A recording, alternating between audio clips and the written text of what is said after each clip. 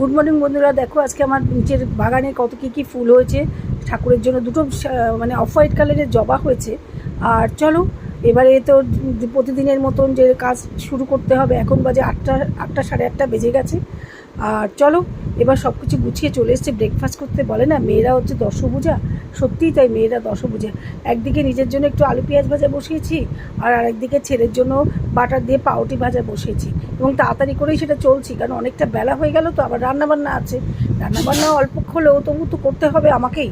তারপর ঘরের কাজ আছে, আমার কোনো হোমমেড নেই, আমি সমস্ত কাজ একা রাতেই করি। চলো এদিকে আলু ভাজা চলছে, ওদিকে পাউরুটি বাটার দিয়ে পাউরুটি ভাজা চলছে, একবার এই গ্যাস একবার ওই গ্যাস, এই করে করে চলছে আর কি। মেয়েরা ওই জন্যই বললাম দশভুজা। আমরা মেয়েরা না থাকলে কিন্তু একদম জগৎ মিথ্যে, কিন্তু সেই মূল্যটা আমরা পাই না।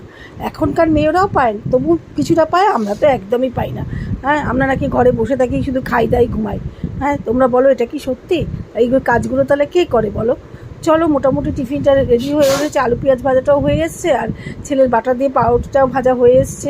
আর একটুখানি হবে আর কি, হয়ে গেলে একটু নুন টুন দিয়ে তারপরে এটাকে নামিয়ে ফেলবো।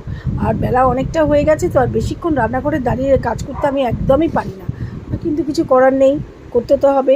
ছেলেকে টুকটাক রান্না শিখিয়েছি, কিন্তু ওই তবু করি, একে যতদিন আমি পারি করতে ততদিন ওকে কেন করতে দেবো? এইসব কারণেই আর কি এখনও পর্যন্ত ওকে দিয়ে কিছুই করাই না। যতটা পারি, যে মাঝে সাঝে শখ করে হয়তো করে, কিন্তু করে না। দেখো কথা বলতে বলতে আমার পাউরুটি ভাজাটাও হয়ে গেল, এদিকে আলু পেঁয়াজ ভাজাটাও হয়ে গেছে। এইবারে দুজনে মিলে খাবো, এই জন্য দুটোই তুলে নিলাম, বাটার দিয়ে পাউরুটি ভাজা, আর এখন আমি খাবো হচ্ছে রুটি আর আলু ভাজা।